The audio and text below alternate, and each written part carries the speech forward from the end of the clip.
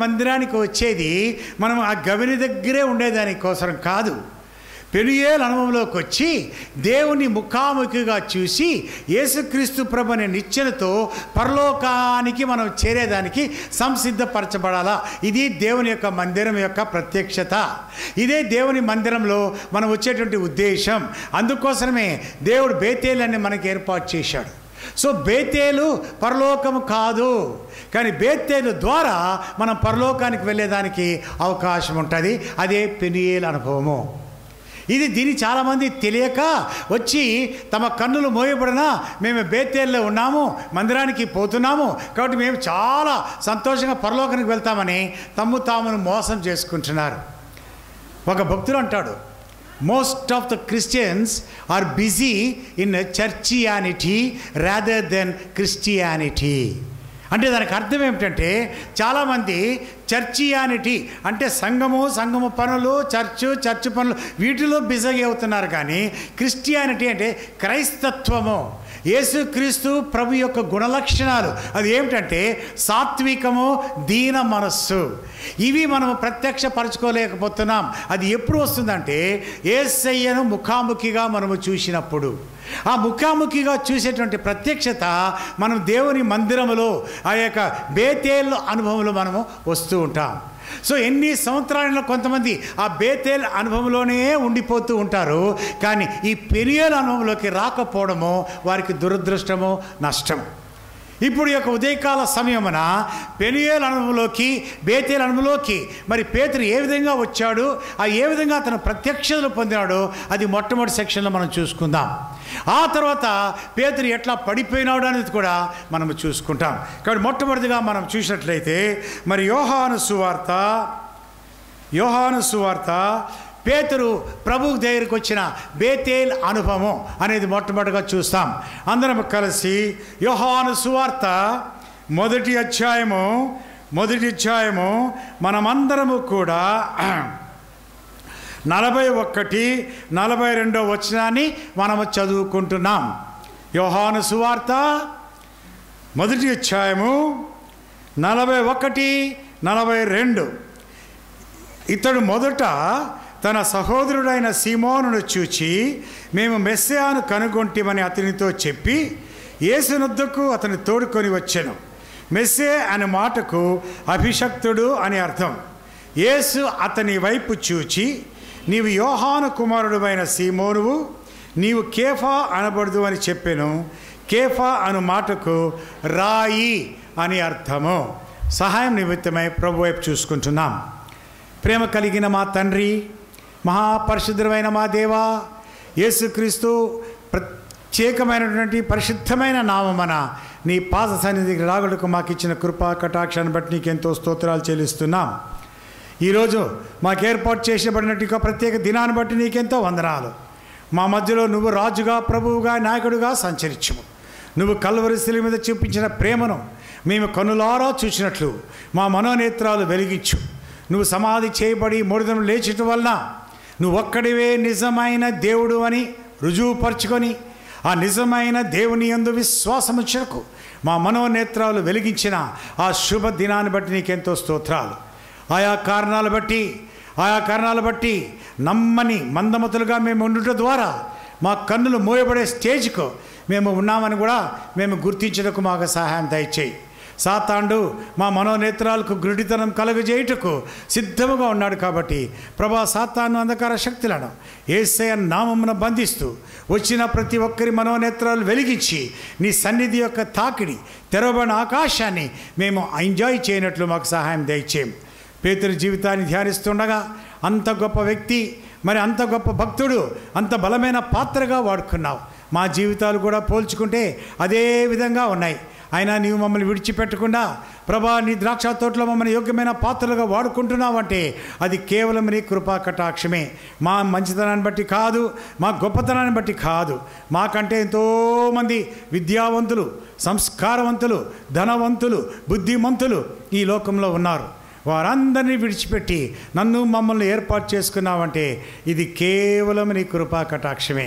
కాబట్టి ప్రభా నిన్ను హెచ్చిస్తూ ఘనపరుస్తూ ఈ సమయంలో వాక్యమును ధ్యానించుటకు మా మనోనేత్రాలు వెలిగించు. అయోగ్యమైన సిలువ చాటును మరుగుపరచు. మత్తయి 10:20, లూకా 12:12, నిర్గమ 4:12 స్వతంత్రించుకొని వస్తున్నాను. వచ్చిన ప్రతి ఒక్కరి వారి అక్కరలను తీర్చుము. హృదయంతో మాట్లాడము ప్రభా. ఎవరు కూడా ఖాళీగా పోకుండా, రక్షణ లేకుండా అసలే పోకుండా ఇక్కడ వారిని ప్రభా నువ్వు దర్శించమని మమ్మల్ని అందరినీ నీ బలమైన హస్తాల్లో పడేసుకుంటూ యేసు క్రీస్తు పరిశుద్ధమైన నామమున స్తుతించి ప్రార్థించి పెట్టుకుంటున్నాం తండ్రి. ఆమేన్. ఇక్కడే మనం చదువుకున్న పేతురు జీవితంలో పేతురు రక్షణ పొందినట్టు కానీ, మారు మనసు పొందినట్టు కానీ, తన పాపాల విషయమై పశ్చాత్తాపడినట్టు కానీ ఇక్కడ ఏమి లేదు. కానీ యేసయ్య వెంబడించు నన్ను అన్నాడు. యేసయ్యను వెంబడిస్తున్నాడు. దీన్ని మనము క్లుప్తంగా చెప్పాలంటే ఇదే బేతేలు అనుభవము. ఈరోజు చాలామంది వాక్యం వినేదానికి వచ్చారు. చాలామంది అనుకొని ఉంటారు, పక్కన వారు, మీ ఊర్లో సేవకులు, పెద్దలు, లేకపోతే మీ బంధుమిత్రులు, మీ ఇరుగు పొరుగు వారు అంటారు, అమ్మా ఇక్కడ మరి సత్యనేపల్లిలో రెహోబోత్ ప్రార్థనా మందిరంలో ఒక ప్రత్యేకమైన కూడిక యేసు క్రీస్తు ప్రభుని గురించి చెప్తారు అని ఎవరైనా మీకు చెప్పి ఉంటే ఆ మాటలు విని మీరు మందిరానికి వచ్చేసారు. చాలా సంతోషం. ఇది మొట్టమొదటి అడుగు. మీరు పరలోక రాజ్యం సంపాదించుకునేదానికి, పరలోకంలో ప్రవేశించేదానికి మీరు తీసుకున్న మొట్టమొదటి అడుగు. ఈ అడుగు తీసుకున్నంతలో మీరు పరలోకానికి వెళ్ళరు. సో ఇప్పుడు ప్రభు ఇక్కడ పేతురుని పిలిచాడు. పేతురు అనే మాటకు రాయి అని అర్థము. ఇవన్నీ కూడా మనకు తెలిసిన సత్యాలే. ఇప్పుడు పేతురుకు నిజమైన మారు మనసు కలగలేదు, కానీ యేసుక్రీస్తు ప్రభును వెంబడిస్తున్నాడు. చాలామంది ఈ లోకంలో అదే అంటున్నారు. యేసయ్యను నమ్ముకొని ఉంటున్నారు.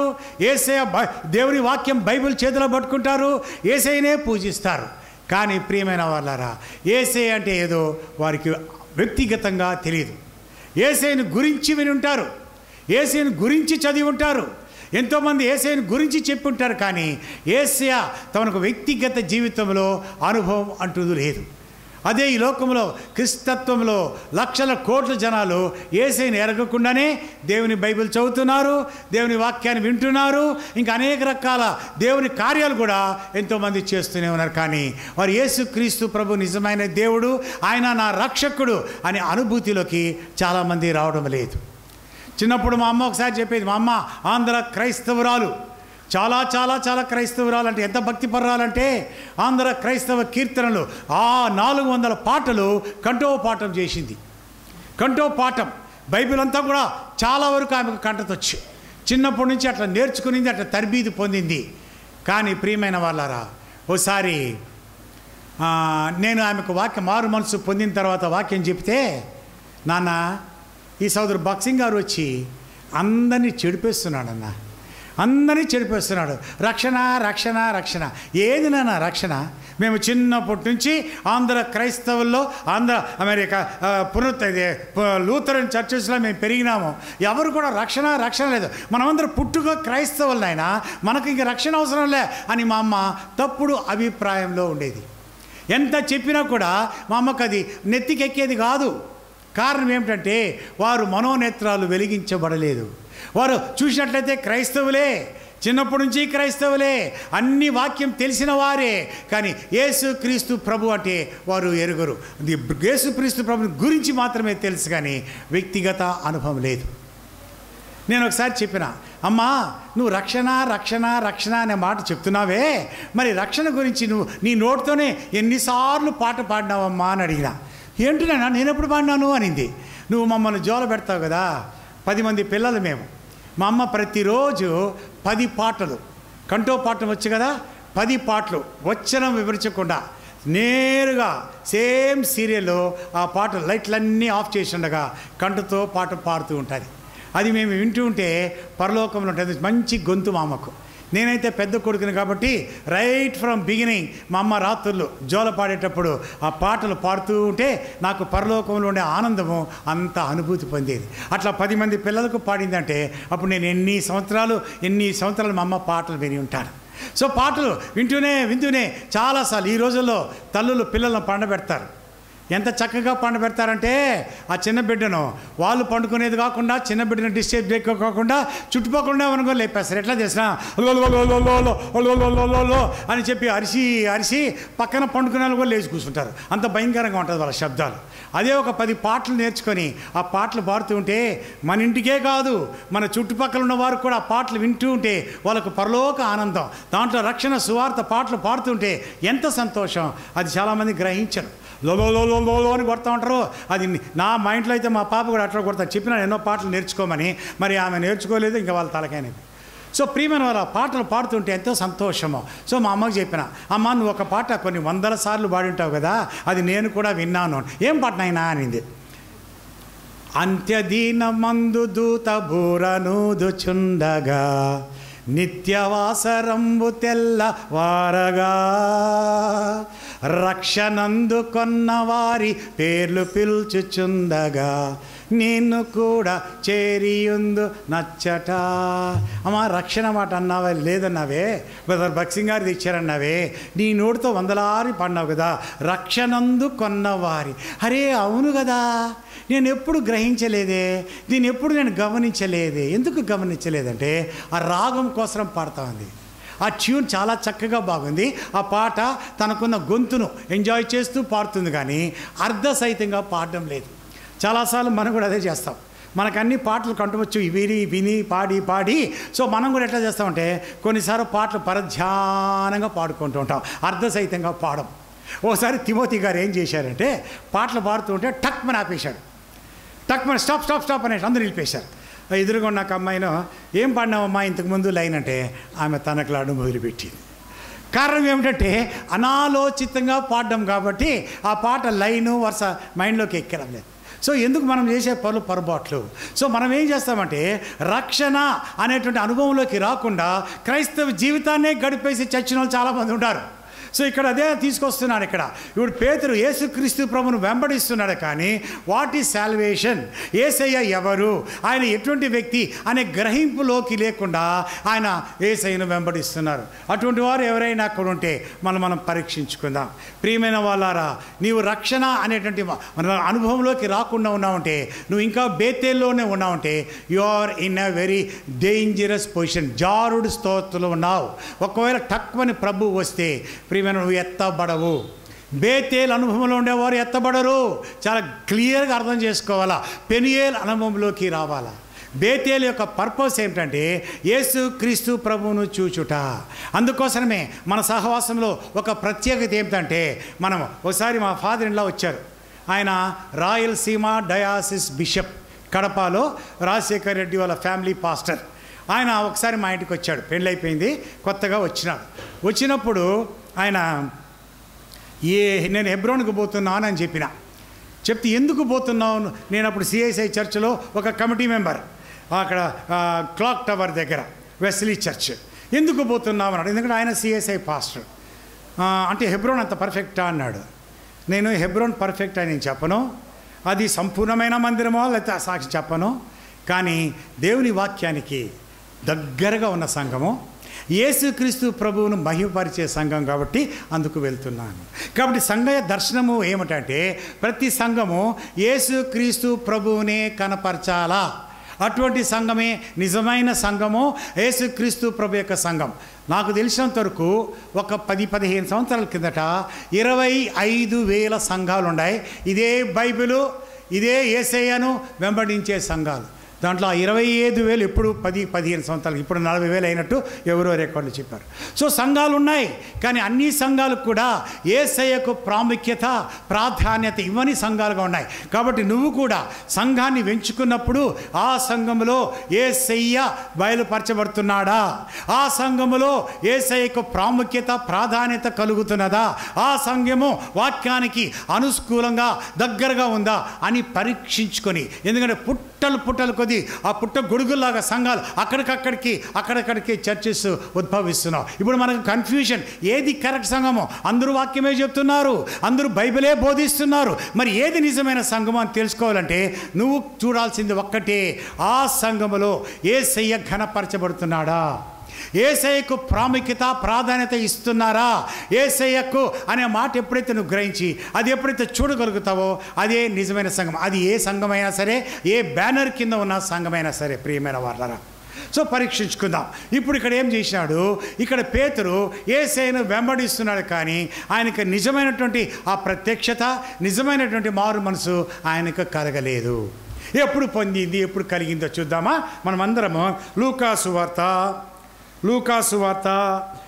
5వ అధ్యాయము మనమందరం కూడా పేతురు ఎక్కడ మారు మనసు పొందినాడు అనేది చూసుకుందాం.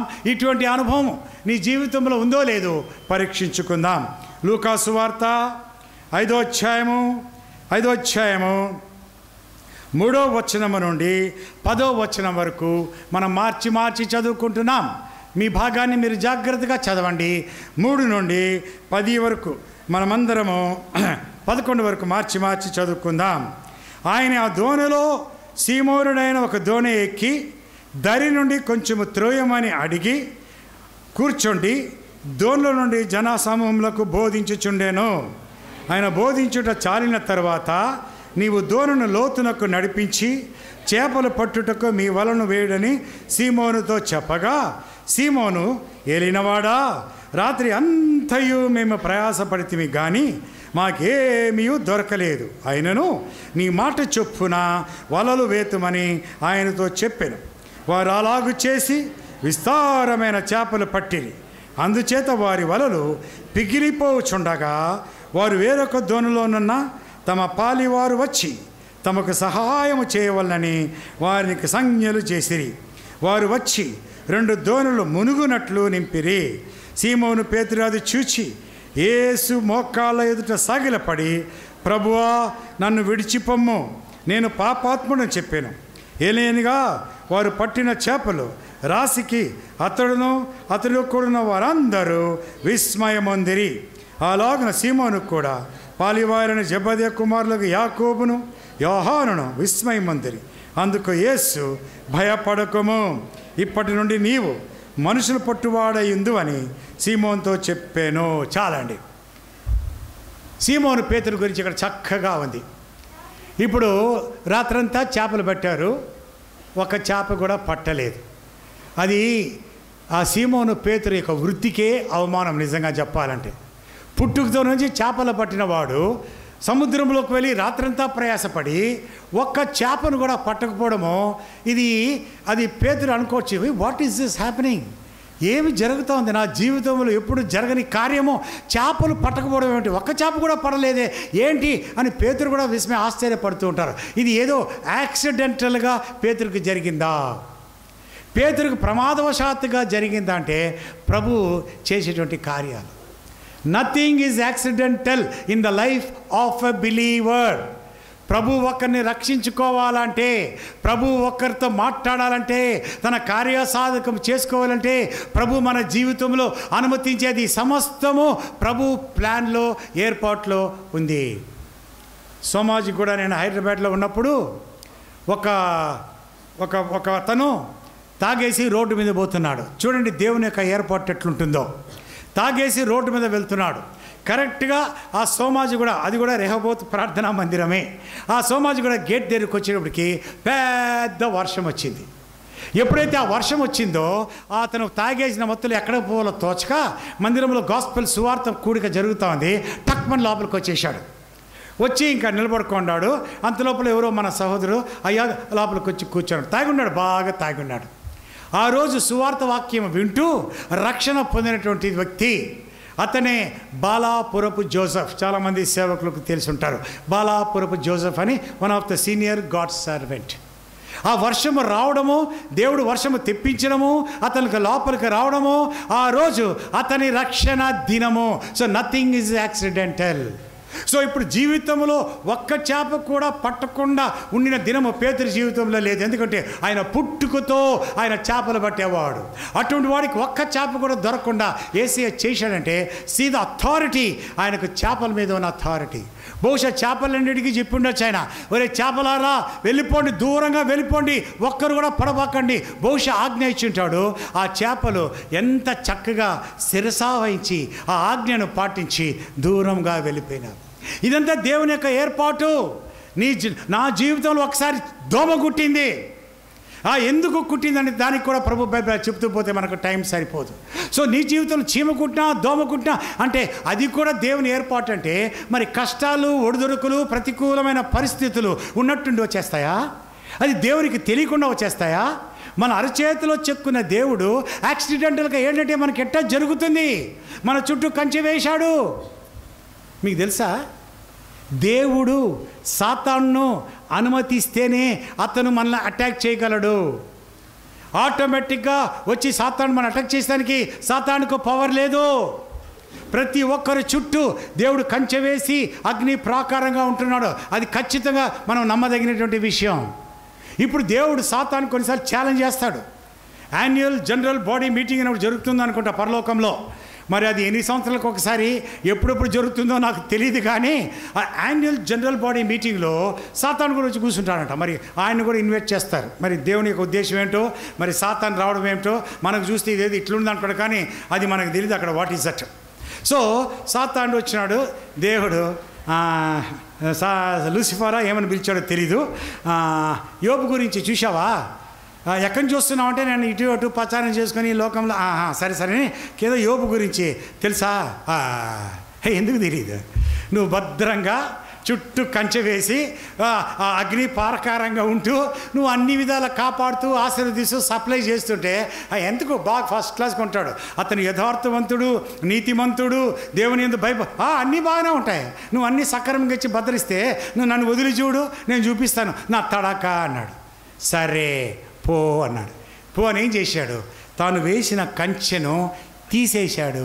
అది అనుమతిస్తేనే సాతానుడు. కాబట్టి అంతకు మళ్ళీ దానికి తగినట్టు ఇంకా ఆలోచించాల్సిన సత్యం ఏమిటంటే, సాతానుడు ఏ మేరకు మనం శోధించాలా, ఏ మేరకు మనకు ఇబ్బంది కలగజేయాలనేది కూడా దేవుడు క్యాల్కులేటెడ్గా చేసి పంపిస్తాడండి. అటువంటి దేవుడు నీకు నాకు ఏదో ఉన్నట్టుండి ఎట్లా జరిగిపోతుంది. So we are under the complete protection of God. దేవుడు అనుమతిస్తాడు. ఎవరికంటే వారికి అనుమతించాడండి. ఆయన చూస్తాడు పలానోడు ఏమన్నా శోధనలకు తట్టుకుంటాడా అంటే ఆయనకు యోబు కనబడినాడండి. ఒకవేళ వారే పలానోడు సామ్యాలు ఉన్నాడు, హెబ్రోన్లో ఉన్నాడు, ఆయన శోధించు అంటే ప్రభుకు నా మీద నమ్మకంలా ఆ శోధన పంపించేదానికి ఒప్పుకోడు. ఎందుకంటే తెలుసు వీడికి కొంచెం కష్టం వచ్చినా బాధ వచ్చినా పడిపోతాడేమో, సో వీడి మీద నాకు నమ్మకం లేదు అని ప్రయోగాలు చేయడు దేవుడు. దేవుడు మన మీద ప్రయోగం చేశాడంటే ఆయనకు మన మీద ఉన్న నమ్మకాన్ని బట్టి మనం నిలబడతాము, ఎన్ని శోధనలు వచ్చినా తట్టుకోగలరు అని ఉన్నప్పుడు వారికి దేవుడు ఎందుకు చేస్తాడు? అవసరమా? మన కష్టాలు పంపించి తమాషా చూసేది కష్టమా?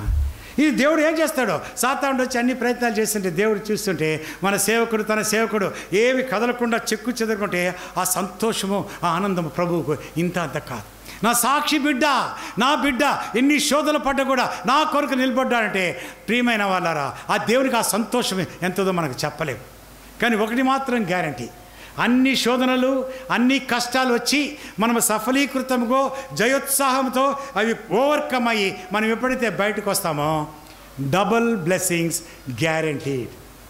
ఎందుకంటే యోబు గురించి మనకు బాగా తెలుసు, అన్ని శోధనలు గుండా పోయి అన్ని నిలబడి తట్టుకోగలిగిన వాడు కాబట్టి ఎవ్రీథింగ్ వాజ్ డబుల్, రెండంతల ఆశీర్వాదాలు.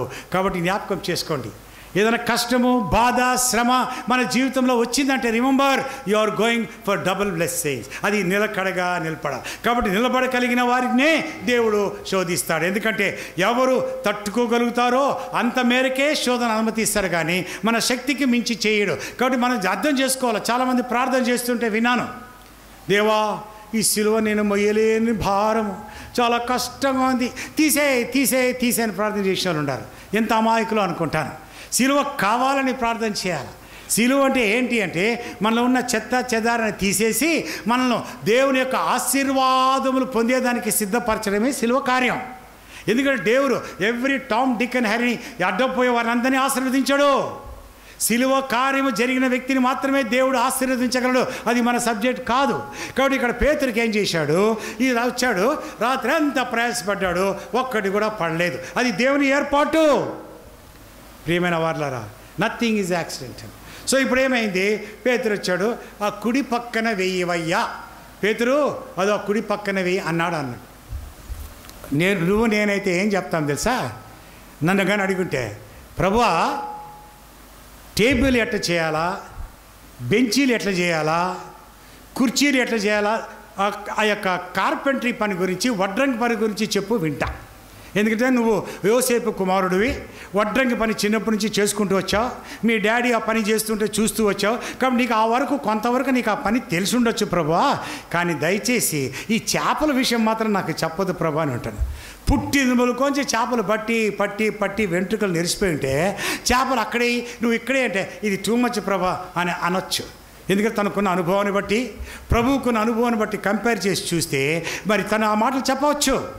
కానీ పేతురు ఏమన్నాడు తెలిసిన, ప్రభా రాత్రంతా ప్రయాసపడ్డాం, ఒక్క చేప కూడా దొరకలేదు, కానీ నీ మాట చొప్పున అనే మాట ఒకటి నిజంగా హృదయాన్ని కదిలిచేస్తుందండి. ఆ మాట నీ మాట చొప్పున.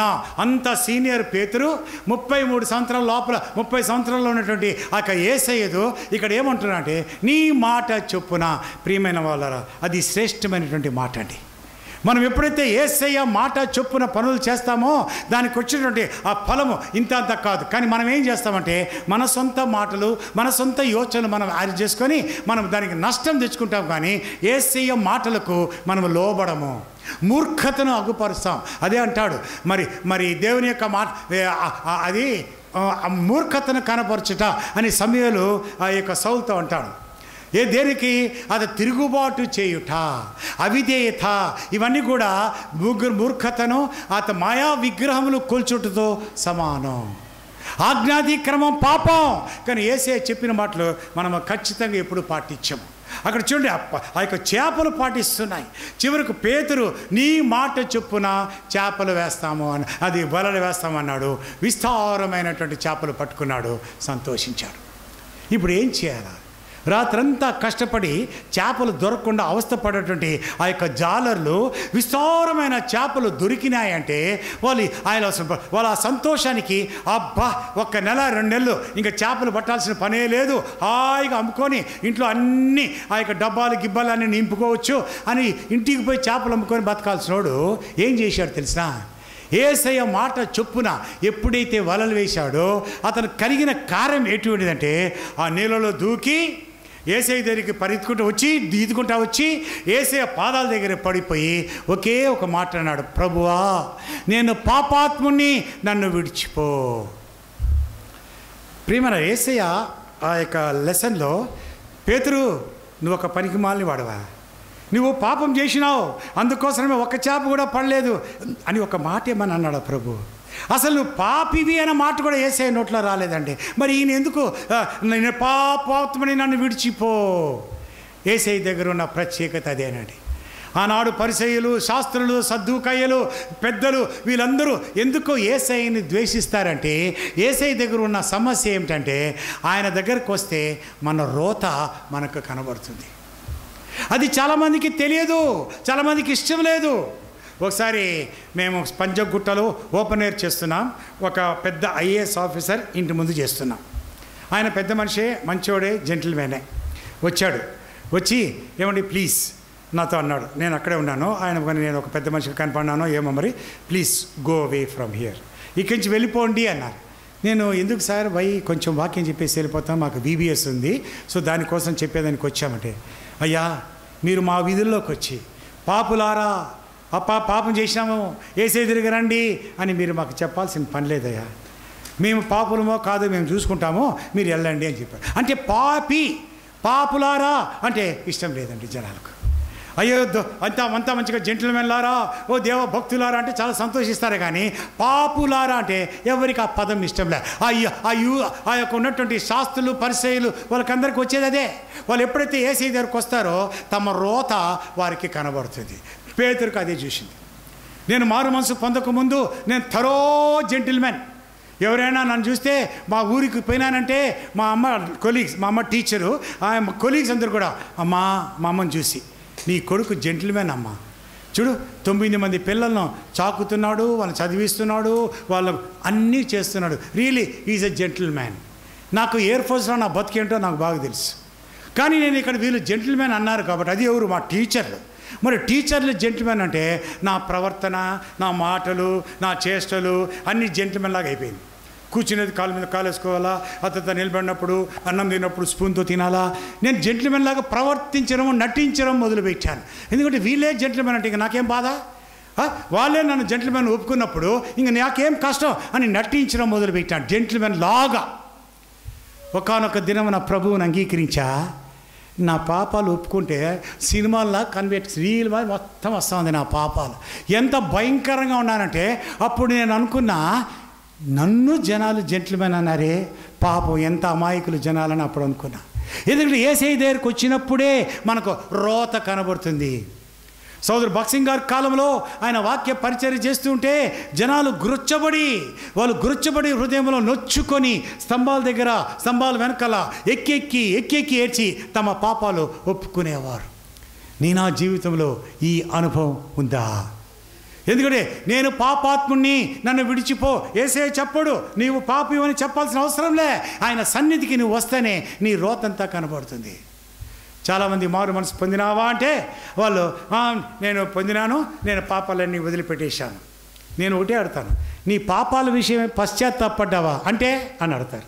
మరి మారు మనసు పొందినాను అంటున్నారు, ఇంక మీద మేము పాపం చేయము, మంచి బతుకు జీవిస్తాము అని నిర్ణయం తీసుకుంటారు, చేతులెత్తారు, కార్డులు ఫిలప్ చేస్తారు, సంఘంలో చేర్చబడతారు, బాప్తిజం ఇచ్చేస్తారు. మారు మనసు అంటే ఏంటో తెలియదు. ఏమంటే వాళ్ళు ఇంక మీట మంచి జీవితం జీవిస్తారు. అది నీ సాధ్యం కాదండి, నీ వల్ల కాదు. మంచి జీవితం జీవించే ప్రయాసం మనం చేయగలిగితే యేసయ్య కల్వరి శిలువ మీద చనిపోవాల్సిన అవసరం లేదు. మనల్ని మనం కాపాడుకోలేం కాబట్టే, మనల్ని మనం రక్షించుకోలేం కాబట్టే ప్రభు నీ కొరకు నా కొరకు కల్వరి శిలువ మీద ఆయన రక్తాన్ని కార్చాడండి. ఆ రక్తమే మనకు శరణం, కానీ మనం ఏం చేయలేము. అందుకే ఆంధ్ర క్రైస్తవ కీర్తనలో ఒక పాట ఉంది, ఉన్న పాటున వచ్చుచున్నాను, అదే ప్రభు కావాలనేది. ఒకసారి నేను మా బ్యాంకులో పనిచేస్తున్న జాన్ విక్టర్ అని ఒక అతను ఉన్నాడు, డానియల్ విక్టర్ మా దగ్గర ఉండేవాడు. నేను ఒకసారి, డానీ ఎన్ని రోజులయ్యా వయసైన అంగీకరించు అంటే, అన్నా ఏం భయపడద్దనా, అన్నీ వదిలేశానన్నా, ఇంకొక్కటే ఏంటంటే ఈ దమ్ము కొట్టేది ఇంకా మానలేకపోతున్నా, ప్రయాసపడుతున్నాను, ట్రై చేస్తున్నాను, అది మానేశాక నేను యేసయ్యను అంగీకరిస్తానని అని చాలా గంభీరంగా చెప్పాడు. అప్పుడు నేను ఒకే మాట అన్నాను, అది మానేయడానికి నీ చేత కాదు, నీ శక్తి సరిపోదు, నువ్వు ఉన్న పాటున యేసయ్య దగ్గరికి రా, ఇంకా యేసయ్య దాని మీద నీకు విజయం ఇస్తాడు, అది గ్యారంటీ. అంతేగాని నువ్వు అన్నీ మానేసి యేసయ్య దగ్గరికి వస్తే యేసయ్య నీకు అవసరం లేదు. యు ఆర్ సెల్ఫ్ కేపబుల్, కాబట్టి నీ చేత కాదు, కాబట్టి యేసయ్యకి రమ్మంటున్నాడు, ఉన్న పార్ట్నర్ అండి, ప్రయాసపడి భారము మోసుకొని పోవార్లారా నా యొద్దకు రండి అని ప్రభు ఆహ్వానిస్తుంటే, నేను అన్నీ విడిచిపెట్టిపోతా అంటే, నువ్వు అన్నీ విడిచిపెడితే నీకు ప్రభు ఎందుకమ్మా? నువ్వు అన్నీ విడిచిపెట్టగల శక్తి ఉంటే నీకు యేసయ్య ఎందుకు? అవసరం లేదు, కానీ నీ చేత కాదు అని చెప్తే కానీ మారు మనసు పొందినాడు, చనిపోయినాడు కూడా. కానీ ఎందుకు చెప్తున్నానంటే అది మన చేత కాదు. ఈ పేతురు వెంటనే ఏం చేశాడంటే అక్కడ మారు మనసు పొంది, ప్రభా నేను పాపాత్ముని అనేటువంటి నీ జీవితంలో అనుభవం ఉంటే యు ఆర్ సేఫ్. నీ జీవితంలో నీ పాపాలు ఒప్పుకున్నావా?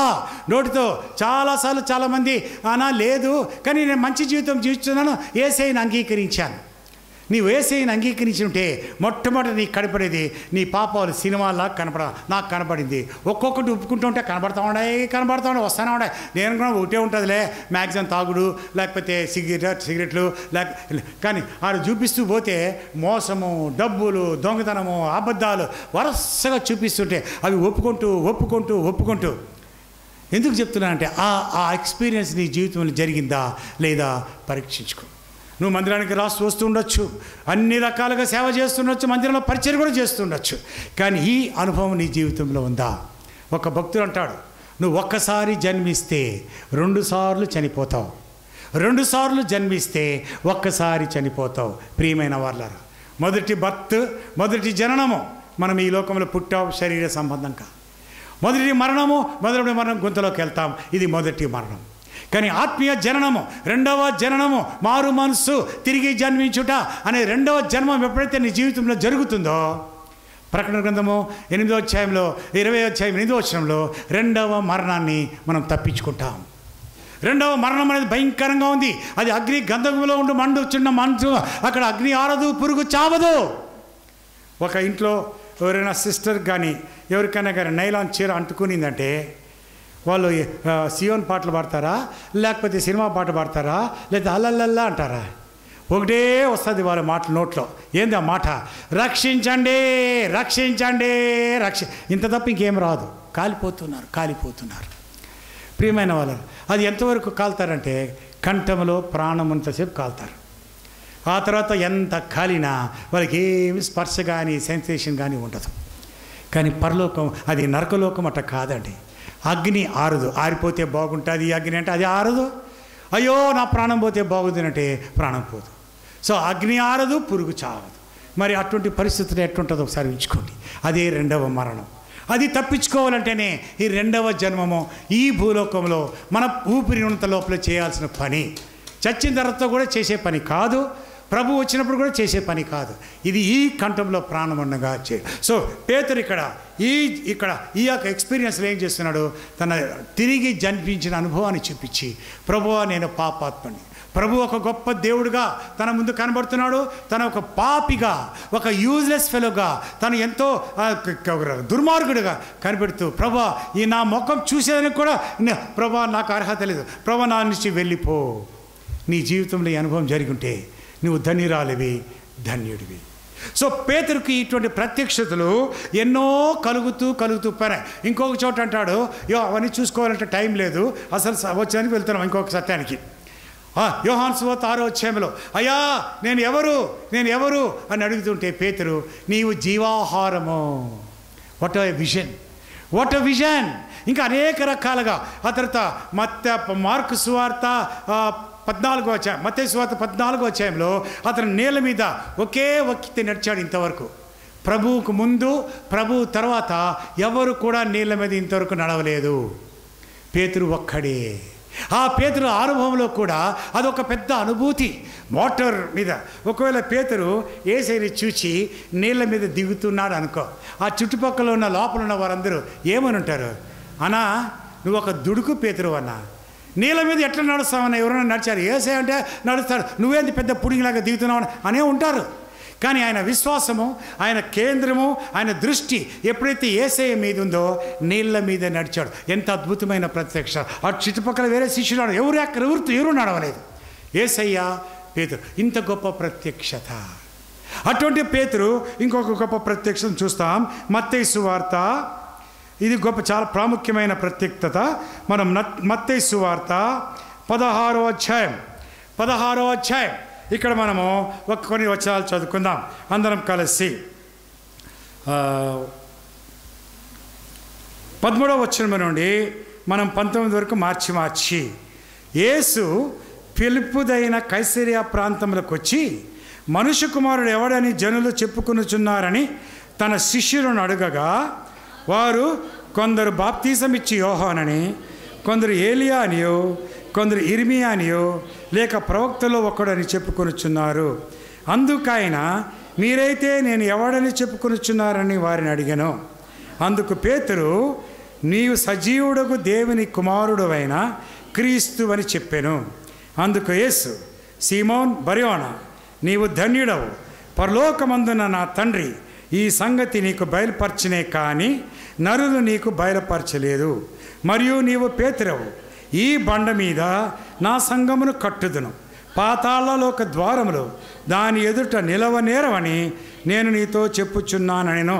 పరలోక రాజ్యం యొక్క తాళపు చెవులు నీకిచ్చేదను. లూకాసు వార్త 5వ అధ్యాయంలో యేసుక్రీస్తు ప్రభు నేను మనుషులు పట్టే జాలరులుగా చేస్తానని వాగ్దానం చేశాడు. ఇప్పుడు ఇక్కడ ఏమంటున్నాడంటే పరలోక రాజ్యం యొక్క తాళపు చెవులు నీకు ఇస్తానన్నాడు. మరి ఏంటి తారతమ్య భేదం? ప్రభు ఏమైనా మాట తప్పి తనకి ఇస్తానన్న పరిచర్య విడిచిపెట్టి మరి వేరే పరిచర్య ఏమైనా ఇస్తున్నాడా అనేటువంటి అర్థం ఇక్కడ వస్తున్నది. ఇప్పుడు ప్రభు క్లియర్గా చెప్పాడు, పేతురు, ఇది నీకు పరలోకమున తండ్రి బయలుపరిచాడు. నువ్వు సజీవుడైన దేవుని కుమారుడు అని నీ నోటితో నువ్వు చెప్పలేదు, నీ తెలివితో చెప్పలేదు, దేవుడు నీ నోట్లో ఉంచాడు కాబట్టి నువ్వు ఆ మాట చెప్తున్నావు. కాబట్టి నేనేమంటున్నానంటే నీవు పేతురువి. ఇంతకుముందే మనం చూస్తున్నాం, పేతురు కేఫా అంటే రాయి అని అర్థం, బండ కాదు. కానీ ప్రభు ఇక్కడ ఏమంటున్నాడు, ఈ బండ మీద అంటే చాలామంది ఎస్పెషలీ ఈ రోమన్ క్యాథలిక్స్ వాళ్ళంతా ఏమంటారంటే పేతురు అనే బండ మీద ఈ యొక్క సంఘము కడుతున్నారని కొంతమంది సంఘాలు బోధిస్తుంటారు. వాళ్ళ విషయం వాళ్ళది, నేనేం విమర్శించడం లేదు. ఇక్కడ బండ అంటే యేసుక్రీస్తు ప్రభు, రాయి అనేది పేతురు. ఇప్పుడు ఈ బండ మీద ఏదైనా మూల స్థాయి లేదా మూల పునాదులు లేదా మూల రాయి మనం వేసినప్పుడు ఆ బండ పెట్టమట్టుగా ఆ చిన్న బండను పుండు మీద పెడతాం. ఆ బండకు ఆనుకొని రాళ్ళు పెట్టుకుంటూ పోతాం. ఇది మందిరము లేకపోతే ఏదైనా కన్స్ట్రక్షన్ కట్టే విధానం. సో యేసయ్య ఏమన్నాడు, ఈ బండ మీద అంటే నేను ఒక మూల రాయి కాబట్టి ఈ కట్టడం మీద రాళ్ళు అంటే పేతురు అనే రాయితో స్టార్ట్ అవుతుంది. ఆ తర్వాత దేవుడు ఆత్మీయ మందిరాన్ని కట్టినప్పుడు సజీవ రాళ్ళ వలె మనం ఆత్మీయ మందిరంలో కట్టుచున్నబడుతున్నాం. మొదటి పేతురు పత్రిక 2:5 ఆత్మీయ మందిరం కట్టేదానికి సజీవ రాళ్ళగా నిన్ను నన్ను దేవుడు ఏర్పాటు చేసుకున్నాడు. దాంతో పేతురుతో కలిసి ఆ యేసుక్రీస్తు అనే బండ మీద మూలరాయిగా మనము కట్టబడుచున్నాం.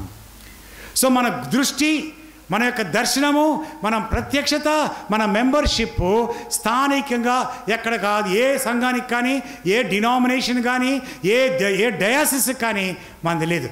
మన సంఘం అంతా కూడా ఆత్మీయ సంఘం, పరిశుద్ధాత్మ దేవుడు కట్టబడుచున్నటువంటి ఆత్మీయ సంఘములో నీవు నేను సజీవ రాళ్ళగా అమర్చబడుతున్నాం.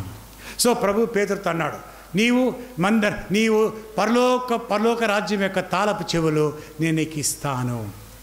ఇప్పుడు పరలోక రాజ్యం ఎక్కడుంది? ఇదొక ప్రశ్న అందరికీ. పరలోక రాజ్యం ఎక్కడుంది? చాలామంది అనుకుంటారు పరలోక రాజ్యం, మన పరలోకానికి పోతే అక్కడ అక్కడ పరలోకం ఉంది, మనం ఎంజాయ్ చేస్తాం. కానీ యేసుక్రీస్తు ప్రభు ఈ భూలోకానికి వచ్చి పరలోక రాజ్యాన్ని మనకు ఇంట్రొడ్యూస్ చేశాడు. అంటే ఇంకొక మాటలు చెప్పాలంటే ఆ పరలోక రాజ్యాన్ని ఇక్కడ కిందకి తీసుకొచ్చి మనం ఆ రాజ్యపు అనుభూతిని పొందాలని మనం ఇక్కడే పెట్టి ఆ రాజ్యపు ఆ సంతోషం, పరలోకంలో ఎంత సంతోషం ఉందో ఆయన రాజ్యంలో చేర్చబడే వారికి కూడా అదే సంతోషాన్ని ఆయన ప్రసాదించి వెళ్ళిపోయాడు. ఇప్పుడు పరలోక రాజ్యం ఎవరు ఎట్లా చేరతారు ఇక్కడ పేతురుకు చెప్తున్నాడు. ఆ తాళపు చెవులు నీకు ఇస్తాను. అంతకుముందేమో నిన్ను జనములు పట్టేటువంటి మనుషులను పట్టే జాలరుగా చేస్తానన్నాడు. ఇప్పుడు పరలోక రాజ్యం తాళపు చెవి అంటే అతను ఇచ్చినటువంటి ఆ యొక్క వాగ్దానము, ప్రత్యక్షత అంతకంతకు దాని యొక్క ఉన్నతమైన స్థాయిని ఇక్కడ ప్రభు పేతురుకు చూపిస్తున్నాడు. ఏమిటి అది?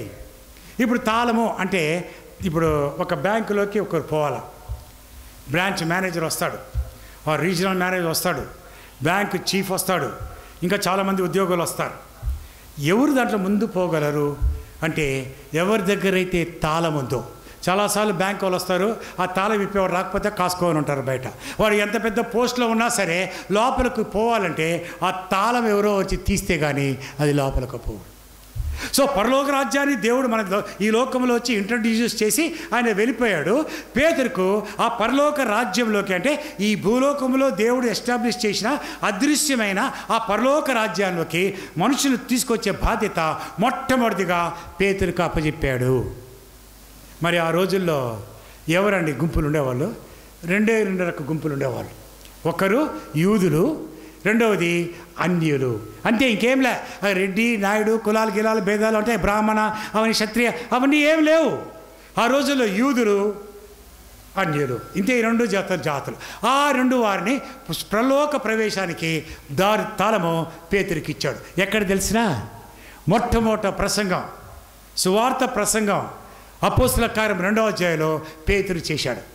ఆ పేతురు చేసినప్పుడు మొట్టమొదటిసారిగా సంఘములో 3000 మంది, దేవుడు ఏర్పాటు చేసిన ఆ సంఘము లేదా పరలోక రాజ్యము, దేవుడు ఏర్పాటు చేసినటువంటి ఆ మందిరము అనే దాంట్లో ఆత్మీయ మందిరంలో మొట్టమొదట ప్రవేశించిన వ్యక్తులు ఎవరంటే పేతురు ప్లస్ 3000 మంది. ఆ 3000 మందిలో ఒక్కరు కూడా అన్యుడు లేడు, అంతా యూదులే. సో మొట్టమొదట సువార్త యూదులకు ప్రకటించుటకు ఆధిక్యత పొందినది పేతురే. సో దేవుడు చెప్పాడు కదా, పరలోక రాజ్యం యొక్క తాళపు చెవులు ఇస్తానంటే పేతురు మొట్టమొదటి సువార్త ప్రకటించడము, ఆ 3000 మంది యూదులు ఇంక్లూడింగ్ పేతురు అనే రాయి, ఆ 3001 మంది ఆ రక్షణలోకి నడిపించబడి వారు దేవుని మందిరములో మొట్టమొదట మరి కట్టడము స్టార్ట్ అయ్యింది. ఇప్పుడు అనుకుంటారు మరి అన్యులు కూడా ఉన్నారు కదా, మరి వాళ్ళకి ఎవరు సువార్త ప్రకటించారు? మరి చూద్దాం. అపోస్తల కార్యం 10వ అధ్యాయం, అపోస్తల కార్యం 10వ అధ్యాయం మనమందరం కూడా అపోస్తుల కార్యం 10వ అధ్యాయం. అందరం కలిసి కొర్నేలి గురించి చూసుకోవాల్సిన పనులు అందరికి తెలుసు. మొట్టమొదటిసారిగా సువార్త దేవుడు కొర్నేలికి ప్రకటించుటకు పేతురుని ఎక్కడి నుంచో తీసుకొచ్చాడు. ఈ కథ అంతా మనకు తెలుసు. కొర్నేలి భక్తిపరుడు, దైవజనుడు, కుటుంబ సమేతంగా దేవుని భయభక్తులు కలవాడు, ఎల్లప్పుడూ ప్రార్థన చేయవాడు, బహుగా దాన ధర్మాలు చేయడు. 1-2 వచనాల్లో ఉంది. సరే, పేతురుని పంపిస్తాడు. పేతురికి, అయ్యా నేను పోవాలంటే ముందు దేవుడు ఒక ప్రత్యక్షత ఇచ్చాడు. ఏమిటే? చతుష్పాద జంతువులు ఆయన వచ్చి నువ్వు చంపుకొని తిను, నీకు ఆకలేస్తుంది కదా, చంపుకొని తిను అన్నాడు. అయ్యా, దాంట్లో అపవిత్రమైన జంతువులు ఉన్నాయి, దాంట్లో హేయమైన జంతువులు ఉన్నాయి, నేను ఎట్ట తినేది అని. అక్కడ ప్రభు పేతురు యొక్క కన్నులు తెరుస్తూ, నేను పవిత్రపరిచిన దాన్ని నువ్వు హేమని ఎట్లా అంటావు అని చెప్పినప్పుడు ఆ వల వెళ్ళిపోయింది. అంటే ప్రభు ఇక్కడ నేర్పిస్తున్నాడు. ఆ కొర్నేలి వచ్చి ఒక అన్యుడు, మాకు యూదుడు కాదు. సో యూదుడు కాని ఇంట్లో పోతే అది వాళ్ళకు ఒక శాపముగా, ఒక తప్పుడుగా వాళ్ళు భావిస్తూ ఉంటారు. So this is what is the attitude of them. కాబట్టి పేతురు ఏం చేశాడు? పోయి అక్కడ వాక్యం ప్రకటించినప్పుడు కొర్నేలి మారు మనసు పొంది ఏం జరిగిందో చూడండి. అపోస్తుల కార్యము 10వ అధ్యాయము 47వ వచనము మనమందరము చదువుకుందామా? 46వ వచనం అందరం కలిసి చదువుకుందాం. పరిశుద్ధాత్మ వరము అన్యజనుల మీద సైతము కుమ్మరించబడుట చూచి విభ్రాంతి నందిరి. ఏరే, సో అక్కడ శిష్యులు వచ్చారు, చాలు శిష్యులు వచ్చారు, చూశారు. అన్యజనులు భాషలో మాట్లాడుతున్నారు, అన్యజనులు దేవుని స్తుతిస్తున్నారు, అన్యజనులు సైతం పరిశుద్ధాత్మ వచ్చింది. ఆ రోజుల్లో పరిశుద్ధాత్మ దేవుడు వచ్చాడు అని అక్కడ తెలియని వారికి కొన్ని భాషలు దేవుడు ఆ టైంలో ఇచ్చాడు. సో దట్ వీళ్ళు గ్రహించేదానికి they are filled by the spirit. కానీ ఈ రోజుల్లో అది ఎట్లాదంటే ఒక కమర్షియల్ పర్పస్ అయిపోయింది. దాని గురించి కూడా నేనేమి I don't want to comment. So ఇప్పుడు ఏమైంది? ఈ యొక్క అన్యజనుల్లో కూడా మొట్టమొదటి సువార్త ప్రకటించి మరి దేవుని రాజ్యంలోకి చేర్చబడే ఆధిక్యత పేతురికే దొరికింది. ద ఫస్ట్ పర్సన్ ఏ హీతన్ పరలోక రాజ్యానికి చేరేవడం అంటే కొర్నేలి. సో ప్రభు చేసిన వాగ్దానం ఎంత చక్కగా నెరవేర్చాడు చూడండి. ముందు మనుషులు పట్టే జాలరుగా చేస్తానన్నాడు. ఇప్పుడు ఇంప్రూవ్డ్ వర్షన్ అంటే మనకు ప్రత్యక్షతలు దేవుడు స్టెప్ బై స్టెప్ మనకు అంతకంతకు మన ప్రత్యక్షల యొక్క ప్రభావాన్ని ప్రభు మనకు చూపిస్తూ పోతాడు. మనకు తెలియదు దేవుడు మనల్ని ఒక్కొక్క మెట్టుగా పైకి తీసుకుపోతున్నాడు. ఎందుకంటే ఆయన ఉద్దేశము మనల్ని తలగా ఉంచాలనేది కానీ తోకగా కాదు. సో ప్రతి సెకండ్ ప్రతి అనుభవము ఒక మెట్టు ఎక్కించేదానికి ప్రభు తీసుకెళ్తూ ఉంటాడు. సో ఇటువంటి ప్రత్యక్షతలు మనము కలుగుతూ అనుదినము దేవునిలో ఎదుగుతూ దేవుడి యొక్క ఏర్పాటు ఏమిటంటే స్టెప్ బై స్టెప్పే చూపిస్తాడు. స్టెప్ బై స్టెప్పే మనం ఎక్కేదానికి ప్రయత్నిస్తారు. కానీ మనకేమిటంటే మనకు ఆతృత, 1వ స్టెప్పో 2వ స్టెప్పో 3వ స్టెప్లో ఉంటాం. ఉండి దేవుడు ప్రభా 10వ స్టెప్లో ఏముంది ప్రభా చూపించంటే ఏమి ప్రత్యక్షతలు కనపడు. నువ్వు 2వ స్టెప్పులుగా ఉన్నావంటే 3వ స్టెప్పే నీకు దేవుడు చూపిస్తాడు. కానీ 6, 7, 8, 9, 10 చూపించాడు. Step by step, 1 step at a time. So ప్రభు మనలో ఆ స్థాయిగా ఒక్కొక్క స్టెప్గా మనలో ప్రభు తీసుకుపోతూ ఉంటాడు. అది that's called progressive way of enlightenment అని. అందుకే బైబిల్ ఎన్నిసార్లు చదివినా బోరు కొట్టదు. ఎందుకంటే కొంతమంది అరే వాక్యం కదా ఎన్నిసార్లు చదువుతారండి. ప్రియమైన వాళ్ళ ఒక్కసారి చదివినప్పుడు ఒక ప్రత్యక్షత, అదే బైబిల్ 2వసారి చదివినప్పుడు ఇంకొంచెం మెరుగైన ప్రత్యక్షత మనకు కలుగుతుంది. అది మీకు అనుభవపూర్వకంగా మీకు తెలుసు అనుకుంటాను. సో ఎన్నిసార్లు చదివితే అన్ని ప్రత్యక్షతల యొక్క వాల్యూ పెరిగిపోతూ ఉంటుంది. సో ప్రియమైన వాళ్ళారా, ఇంతటి ఆ యొక్క పేతుర్ని దేవుడు ఎంత గొప్ప ప్రత్యక్షలు చూపిస్తున్నాడో ఇది మనకు కూడా దేవుడు చూపించుంటాడో అది మనకు తెలిసినో లేదో తెలియదు. ఇప్పుడు ఒక ప్రశ్న వస్తుంది. ఏంటి ఆ ప్రశ్న? అయితే ఇన్ని ప్రత్యక్షలు పొంది నువ్వు సజీవుడైన దేవుని కుమారుడు, నువ్వు మన్నావి, నువ్వు రొట్టెవు, జీవాహారము అని ఇవన్నీ చెప్పినటువంటి పేతురు, నీళ్ళ మీద నడిచినట్టు పేతురు, మరి ప్రభా నేను పాపాత్మని, నన్ను కనికరించు, నన్ను విడిచిపో అని చేసిన పేపరు, ప్రభువు ఎవరో తెలియకుండా ఆయన వెంబడించిన పేతురు, నువ్వు ఎవరో నాకు తెలీదు అని ఒక చిన్న అమ్మాయి అడిగితే చెప్పినాడంటే ఎట్లా పడిపోయి ఉంటాడు చూడండి. దేవుడు ఎట్లా స్టెప్ బై స్టెప్ మనల్ని పైకి తీసుకుపోతాడో సాతాను కూడా మనల్ని స్టెప్ బై స్టెప్ దించుతాడు. తక్కువని పైనుంచి కిందకు తోసే అధికారం లేదు. కానీ ఒక్కొక్క స్టెప్ మన కళ్ళకు మనోనేత్రాలు గుడ్డితనం కలిగజేసి ఒక్కొక్క స్టెప్గా దించుతూ పోతాడు. అది చాలా ఇంట్రెస్టింగ్గా ఉంటుంది. మనం ఒక చిన్న బ్రేక్ తీసుకొని మనం ధ్యానించుకుందాం. ఆ భలే ఇంట్రెస్టింగ్గా ఉంటుంది. ఏ విధంగా స్టెప్ బై స్టెప్ మనం ఏ స్టెప్లో ఉన్నామో పరీక్షించుకుందాం. రెండో భాగంలో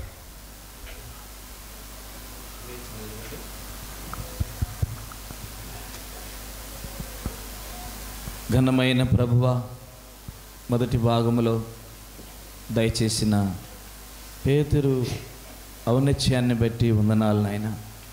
నీ దయ వలన విద్య లేని పామరుడు ఎంత గొప్ప స్థాయికి వచ్చినాడు. మొదటిగా నాయన మనుషులను బట్టే జాలరిగా చేసినారు. తన పాపములు ఒప్పించి తన్ని బిడ్డగా చేసుకున్నారు. కృతజ్ఞతలు ప్రభువా.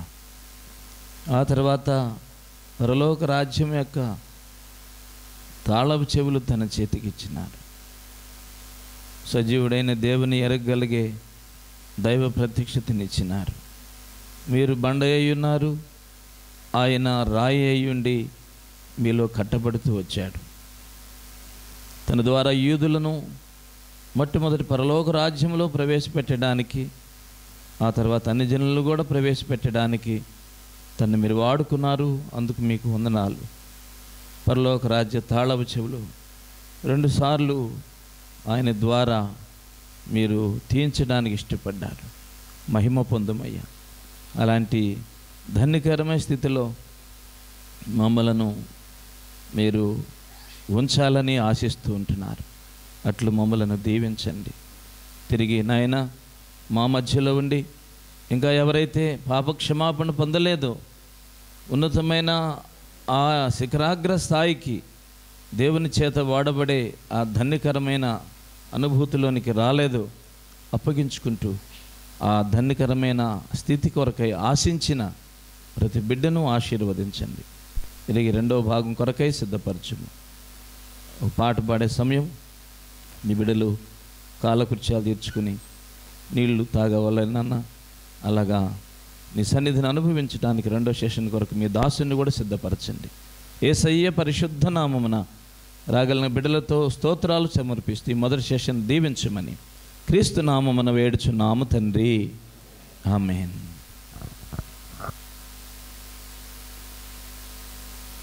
పాట పాడుదాం. ఒకటి ఈ సమయంలో లేచి నిలబడి పాట పాడుకుంటాం. పాట సంఖ్య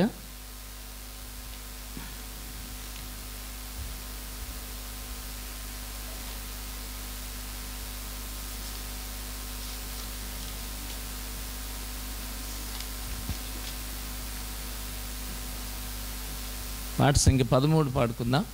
మీరు లేచినప్పుడు వాటర్ తాగిరండి. ఆ నెక్స్ట్ వాష్రూమ్కి కూడా వెళ్ళి రావచ్చు.